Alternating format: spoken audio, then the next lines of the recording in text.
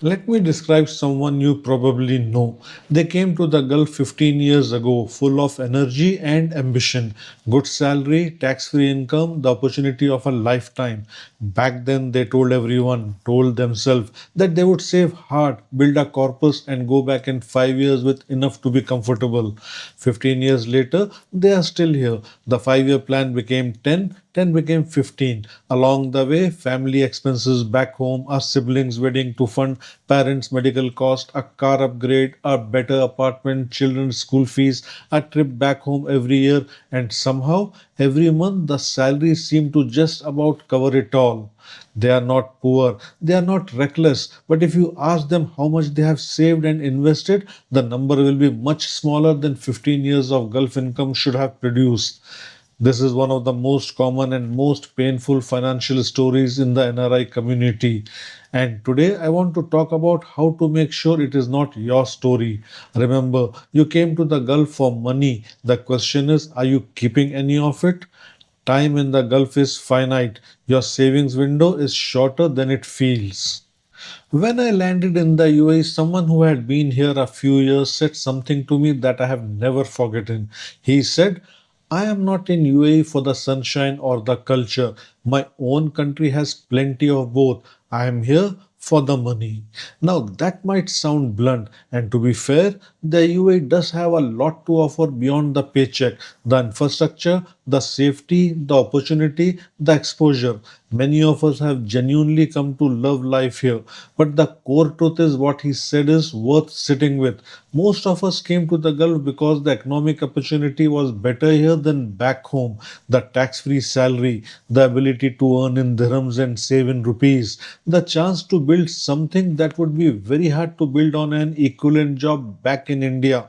That is the fundamental premise of the NRI financial story. And if we lose sight of it, if we get so caught up in the lifestyle, the commitments, and the daily grind that we forget to actually capture the financial opportunity, we will have paid an enormous personal price for very little financial gain. The years away from your parents, your home, your roots, they have a cost. The only thing that makes the cost acceptable is if you are building something with the income that justifies it. Here is why saving in the Gulf is harder than it looks from the outside.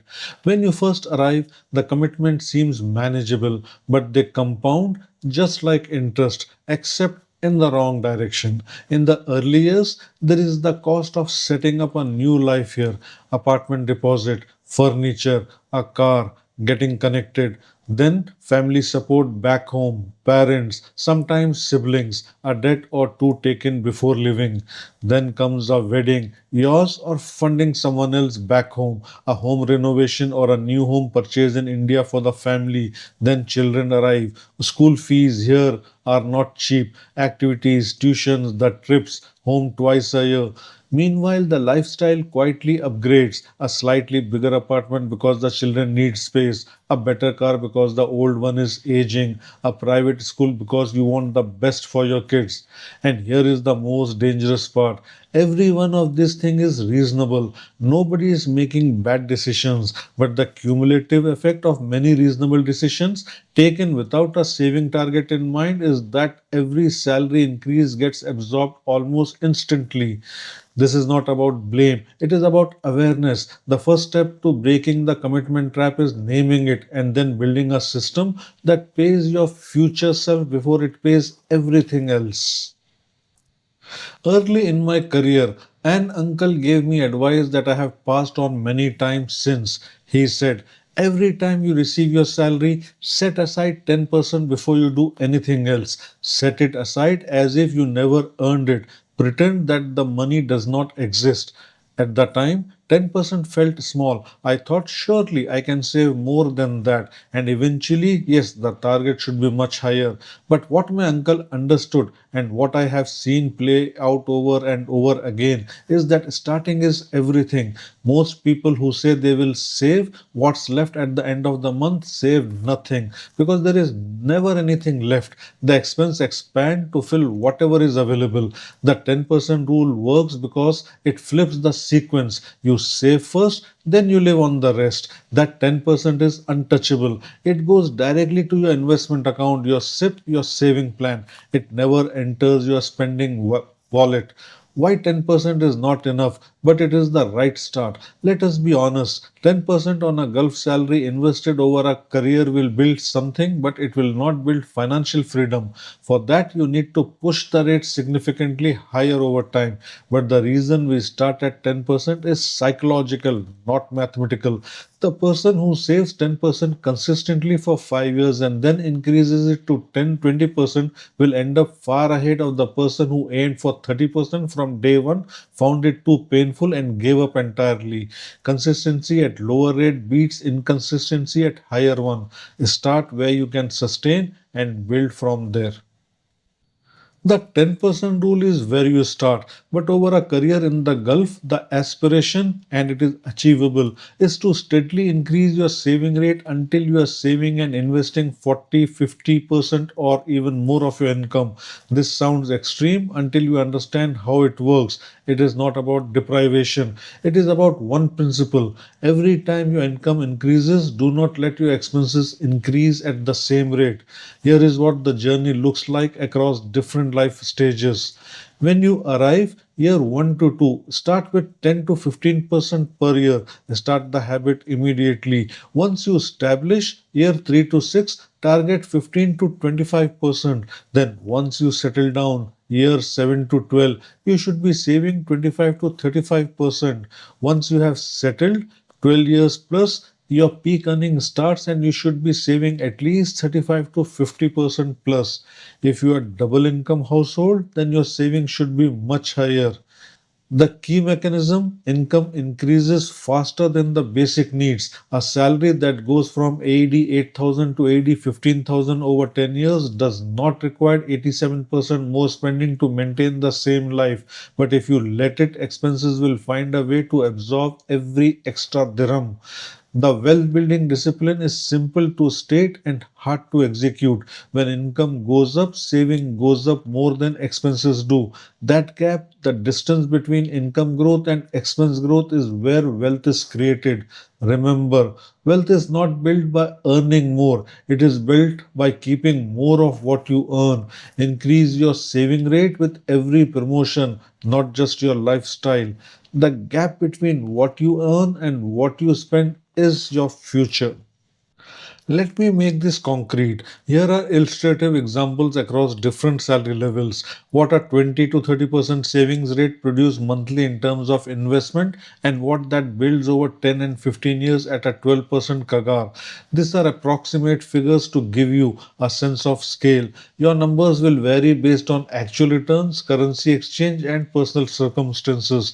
Look at what happens at AED 10,000 per month with just a 20% saving rate over 15 years, over 2 crore rupees, from a salary that many NRIs consider not enough to save seriously from. The math is not magic, it is just time, consistency, and compound interest doing their work. The salary does not have to be extraordinary, the discipline does. The double income household, the biggest multiplier if you and your spouse are both earning in the Gulf. You are sitting on one of the most powerful wealth building situations available to any NRI. Two salaries, one household of expenses.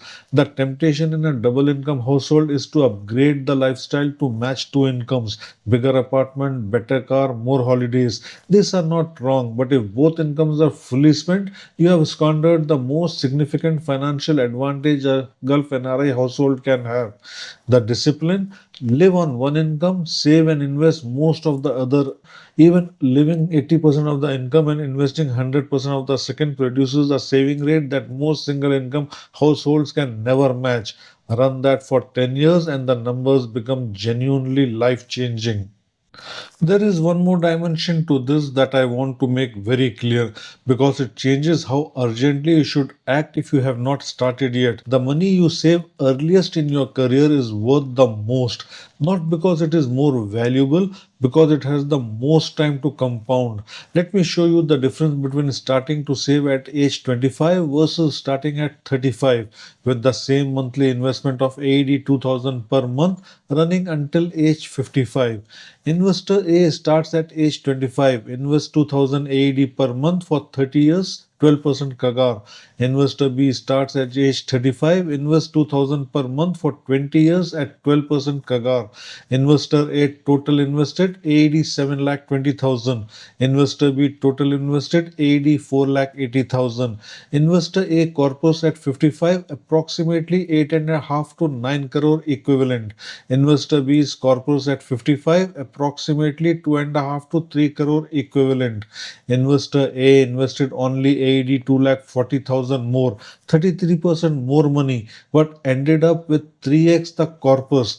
The extra 10 years of compounding did the rest. I want to be clear about something before I close. This video is not a case for becoming a miser. You earn money to live a good life. If you are in the Gulf, working hard, being away from your family, you deserve to enjoy the fruits of that. A good home, good food, holidays, experience for your children, comfort for your parents. These are not luxuries, they are important. The message is not spend nothing. The message is save first, then spend the rest. The difference sounds small, but it is enormous in practice. When saving is the first item on the budget, non negotiable, automated, gone before you see it. Your spending decisions happen within a healthier constraint. You make better choices with what remains because you know the important commitment has already been honored. Compare that to the person who spends freely all month and tries to save whatever is left. The person almost never saves because there is never anything left. The expenses fill the available space every single time. There is also a social dimension here that many NRI families know well. The pressure to prove success, a certain car, a certain address, a certain holiday, the perception of having made it in the Gulf, and sometimes this pressure from family back home, from peer groups here, leads NRIs to overspend precisely to maintain an image. That is the most expensive social performance you will ever stage. Nobody back home is going to fund your retirement if the money runs out. The only person responsible for your financial security 20 years from now is you today. Remember, save first, spend the rest in that order always. A good life and a secure future are not opposite. They are both possible if you sequence correctly. The image of success and the reality of financial security are two different things. Build the reality first. So let me land on the practical answer to the question in the title. How much should a Gulf NRI save every month? The honest answer, as much as your current situation allows, starting immediately, and more than that every year until you are at 30%, 40% or beyond. If you are just starting out, 10%. Automate it today. Do not wait until next month, until the credit card is paid, until the rent is sorted today. If you have been here a few years and the saving rate is low, pick a number that feels uncomfortable but manageable. 15%, 20%, set it, automate it, and revisit in 6 months. If you are in your peak earning years, ask yourself honestly, what is the gap between what I earn and what I save? The gap is either building your future or funding someone else's business through spending. Make it work for you. And if you have a spouse who is also earning, have the conversation. Decide together what your saving architecture looks like. The household that aligns on this is the household that reaches financial freedom. Three things before you go. If you have not set up a SIP yet, my SIP video is linked in the description. Watch it and set one up this week. Share this video with one NRI friend or family member who is still in the I will save when things settle phase. Things will not settle. The time is now. Comment below what is your current saving rate and what is your target. I am not judging, I am curious, and sometimes naming the number out loud is the thing that makes it real. I am Siddiq. The Gulf chapter is temporary. Make it count. Remember, you came to the Gulf for money. Go back with it. Save first, spend the rest. Every month, without fail. The first dirham you save is worth more than the last. Start today. Financial freedom is not a destination, it is the result of 1,000 small decisions made correctly over a long time. See you in the next.